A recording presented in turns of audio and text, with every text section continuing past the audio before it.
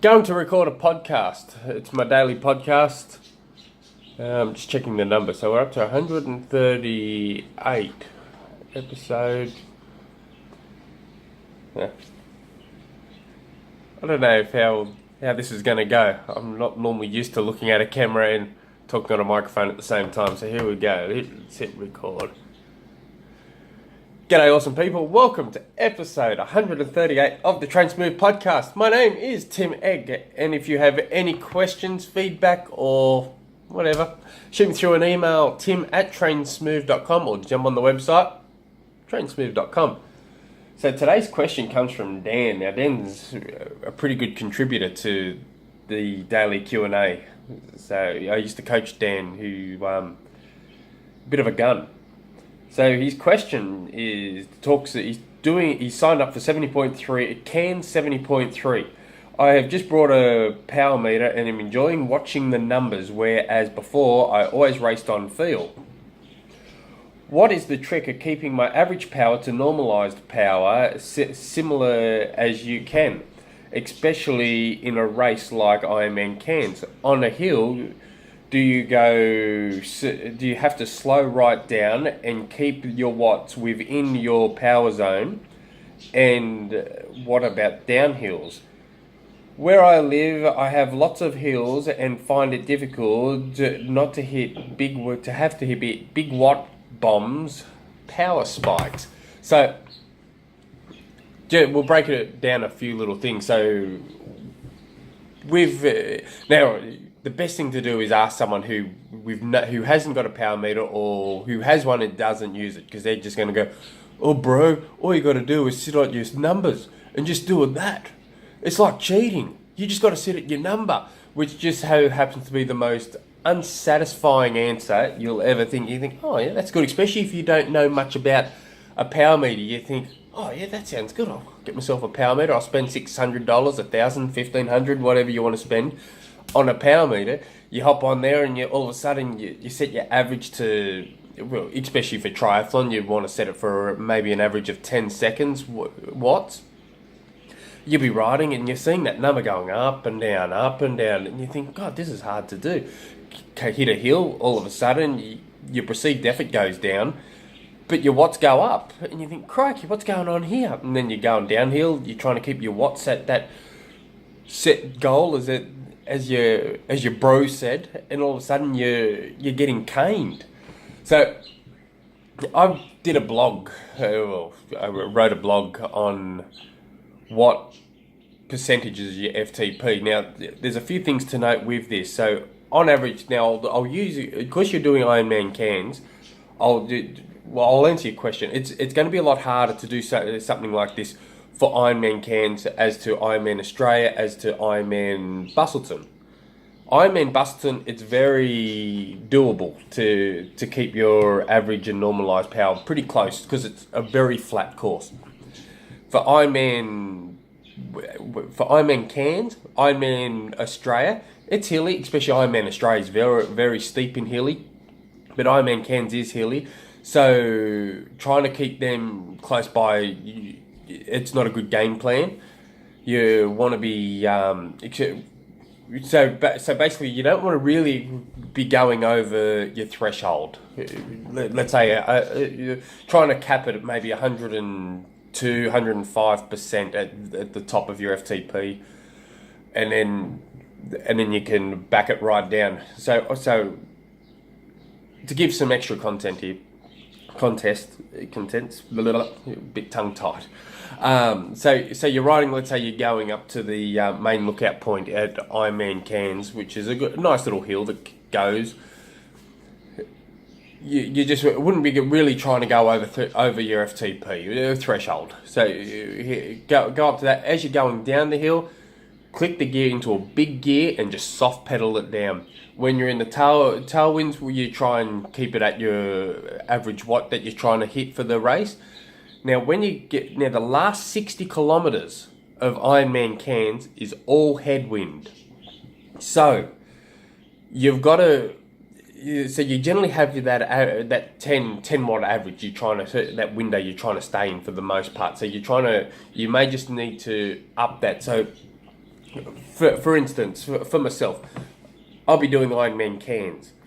My average watts that I'll be aiming for is between 210 and 220 watts on average.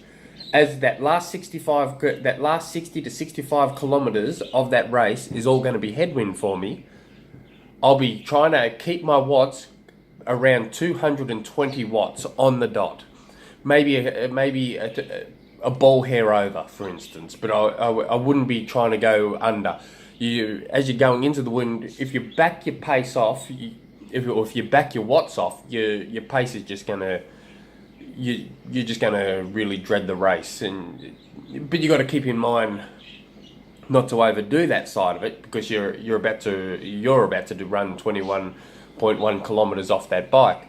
So I'd be trying to click on and just hold that upper part of that headwind, and then definitely ride threshold up that hill. A lot of people go over. If you look at certain people's numbers, that they go, oh yeah, I'll just look at the power numbers on the flats.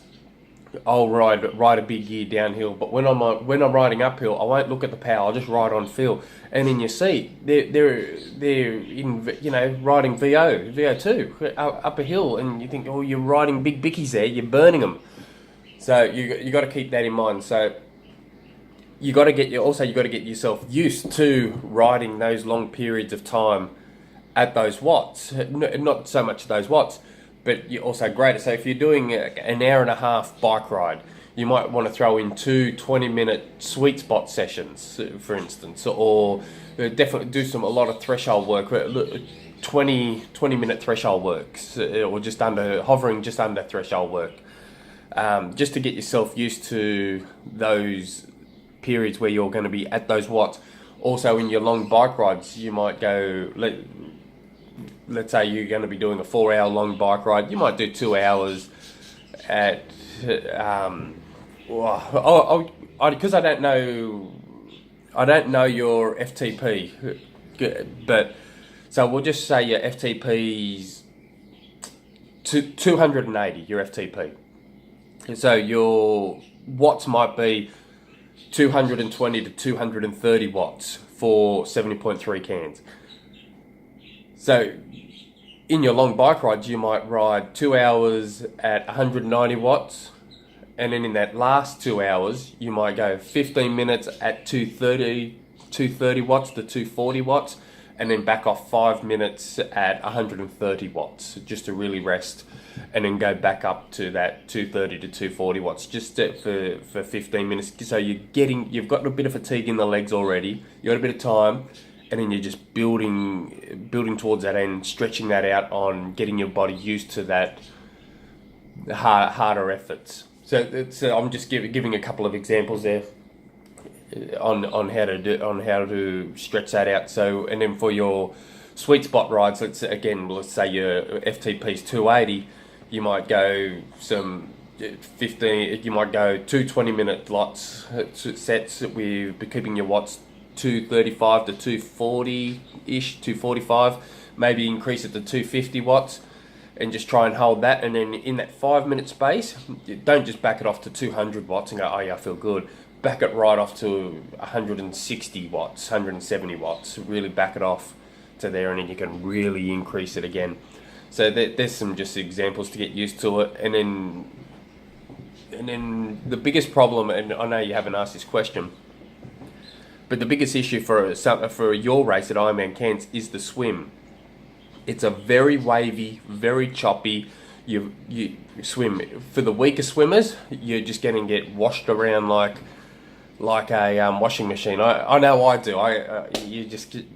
It's a near on. You feel like you're in a big washing machine there. You can't really see the water. They call it paradise up in Cairns.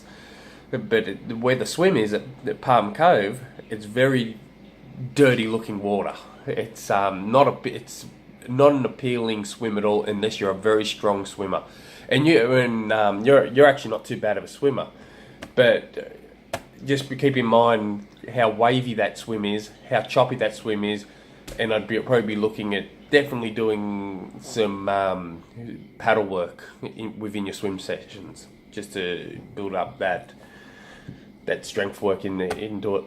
So yeah, I'll look forward to seeing you, Dan, up there. It should be fun. Good race, good times.